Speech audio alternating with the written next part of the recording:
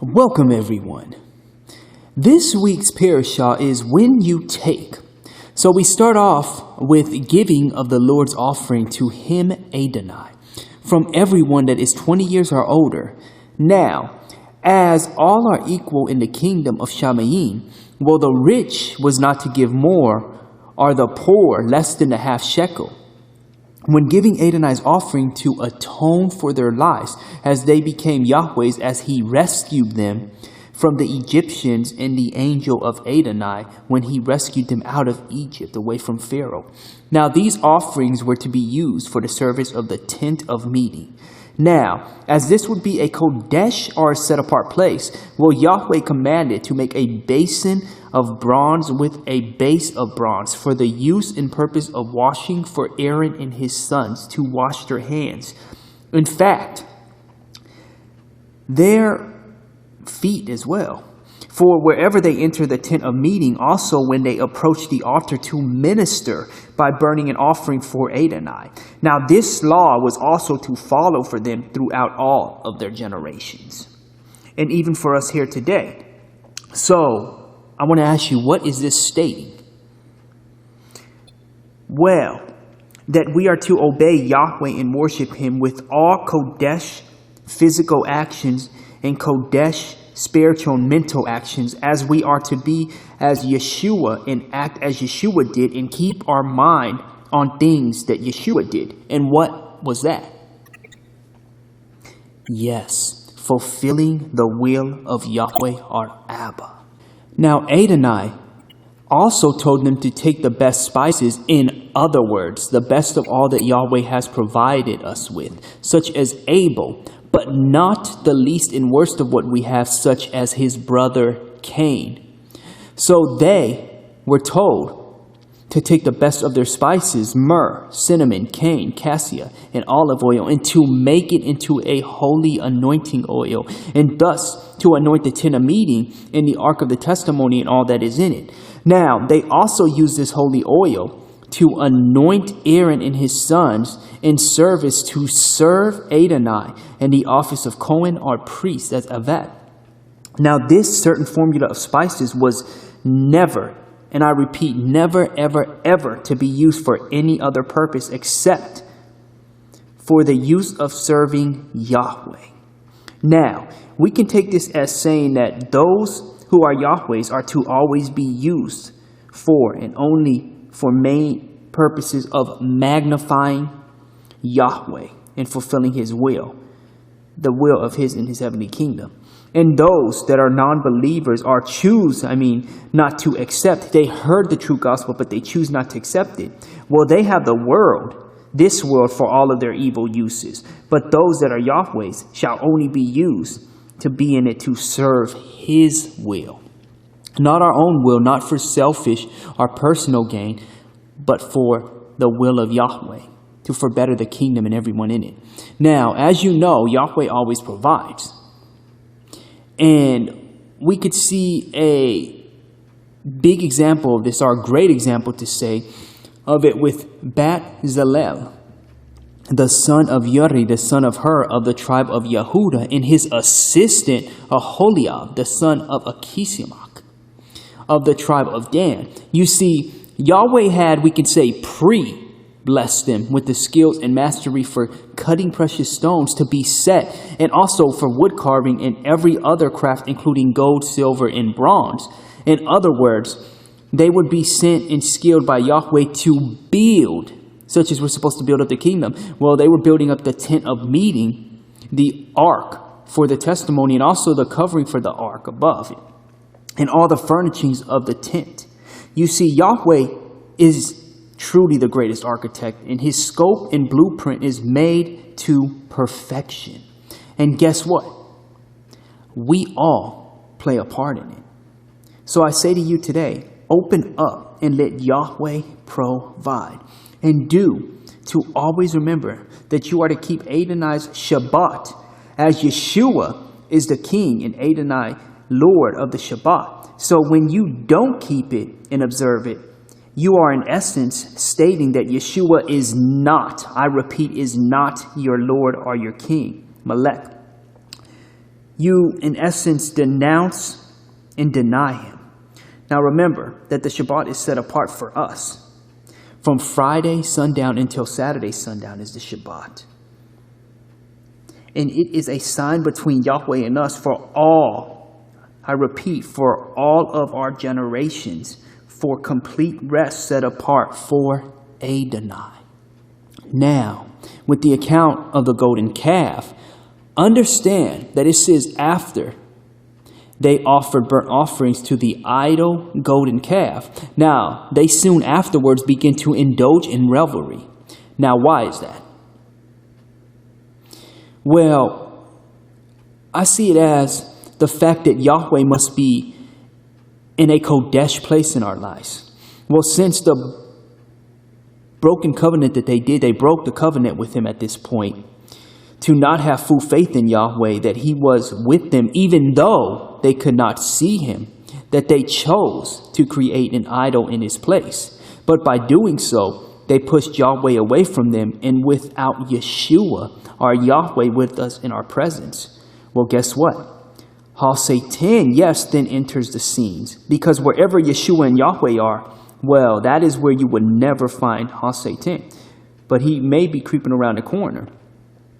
But if they are not there, then that is the place where you can find Ha-Satan. And thus, for the children of Israel, it was inevitable that they would turn to evil things, since they left and chose to leave the presence of Yahweh. But now, as they turned from Yahweh, well, this angered him, and he was going to put an end to them all. But Moshe interceded, just as Yeshua did. And who was Moshe? Well, he was a precursor for Yeshua. Remember, and think about this. How long was it that Yeshua was tempted and tested in the wilderness for? And how long was Moshe away from his people? Exactly. So now Moshe soon has Yahweh to love and forgive his stiff-necked children, just as Yeshua soon would. But soon after that, Moshe would feel the anger towards all of Yisrael, Kal Yisrael, as he approached them coming down from the mountain with the 2 tablets, with Yahweh's writing and commandments on them. And upon seeing them dancing with their idol, the golden calf, well, Moshe's anger blazed, and he threw the 2 tablets down, and they shattered at the base of the mountain. Now, shortly, Moshe had the golden calf melted down and ground into powder, which he scattered on the water, and then he made Kal Yisrael drink of it. Now, a little later, Moshe stood at the entrance to the camp and shouted, "Whoever is for Adonai, come to me." And all the descendants of Levi then came around him.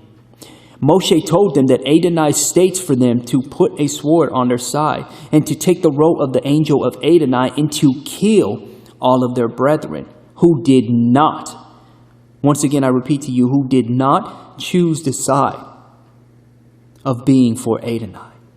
Now, they did as Yahweh requested, and they chose their God at that point. And it wasn't Yahweh. And since they have a false God they chose, well, he wasn't there to protect them. But the Levites did have the true protection. And now they did as Yahweh requested. And on that day, understand that 3,000 of the people died. But now remember, they did not choose Yahweh. So they were already spiritually dead. So now they were also physically dead. Now Yahweh soon would forgive those who repented from the golden calf issue and chose him.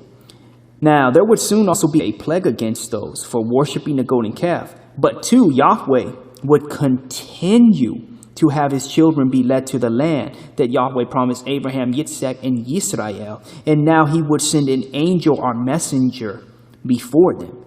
And I ask you right now, who is the greatest messenger that he sent before Yisrael in the world?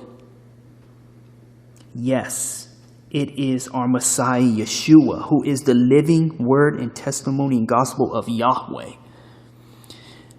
Now understand this, that just as the first sinful act caused Moshe to fracture the commandments of Yahweh, like the sin of Adam, well, Yahweh would soon give a second chance as he gave Moshe a second set of commandments for all of Israel.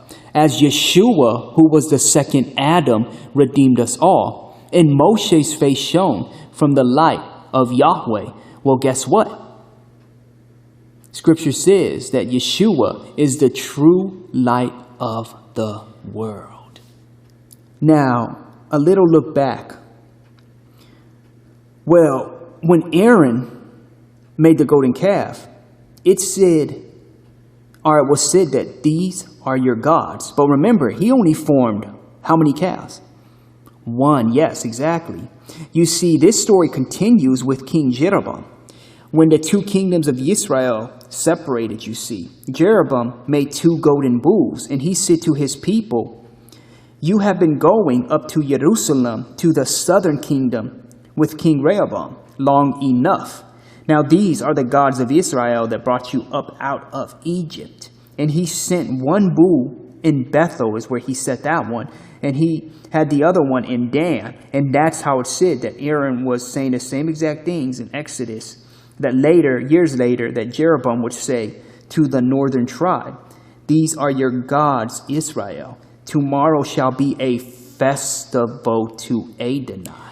You see, the northern tribe did everything that Yahweh said not to do, including creating and worshiping idols and changing Yahweh's feast days.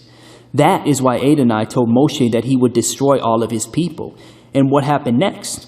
Well, as we know, the northern tribe was scattered and lost soon after, but his southern tribe was still around. And now, in our Haftorah portion in Ezekiel, well, Yahweh informs Ezekiel that upon the house of Israel living in the promised land, well, understand that at this point when they were in it, they started to defile every meat of it. Now the blessing that Yahweh gave them, now they defiled it. They did every evil act that the false idols had them do, in which they worship. They were unclean as a woman was or is on her menstrual cycle. But Yahweh soon reprimanded his children and had to justly punish Kal Yisrael for its defiance toward their Abba and Creator, Yahweh. Now understand that many today continue to do the same thing. I'll give you an example. Here's a great example, matter of fact. Yahweh blesses a musician with talent, but instead of using it to praise Yahweh and worship him, they instead go worldly and praise themselves in all evil things of the world. Or an actor portrays false gods such as superheroes and deities like Thor or someone of the likes, rather than acting in faith-filled movies that lead people to see the true light of the world, and that is Yeshua. Now, as we come into our Hebraic Messianic gospel portion, well, as we follow Yeshua, well, then we too should do as he started and continue to go all throughout the world and spread his true Hebraic Messianic gospel. We must understand too that there is a gospel that has been spread throughout the world already, but that is a false gospel. The true gospel hasn't even reached the masses of the world yet, but it will shortly, as the time is nigh. Now, as you spread his true gospel, do not monetize from it, because Yahweh will always provide. As you received his true gospel freely, you are to give and spread it likewise freely. As your forgiveness costs you nothing, but it costs Yahweh his only, one and only begotten Ben, Yeshua HaMashiach, our Messiah. Now, as you spread his true gospel, you must know that you will be persecuted because of it. But also remember to never fear man, but be wise as serpents, but gentle as doves. Let Yahweh speak through you. Place him first, and you last. Do not let your self-pride or ego get in the way and be hard-hearted or stiff-necked, as the past showed us. If Yahweh tells you something for all to hear or in a vision, always reveal it to the masses the best you can with your all, just as in our Shemai. Because Yahweh reveals all to everyone, and you might be playing a big part in his master plan. And never deny your Abba, as he is yours, as you are his. For if you break that bond, he will not have you protected. It is your safety harness, or your spiritual bungee cord or line, and you are on the side of Mount Sinai, or in the world's aspect, Mount Everest. If your spiritual line or connection is cut, you will surely die. You will fall. As Yeshua is the salvation, and if you deny him, he will know you not in the presence of his and our Abba, who is in Shamayim. And now we will have the Aaronic blessing. May Adonai bless you and keep you. May Adonai cause his face to shine upon you, be gracious to you. May Adonai lift up his countenance upon you and give you shalom. This has been a Hebraic Messianic Torah portion from Following Yeshua Ministries. For more information or for guidance, please visit www.followyeshuanow.com.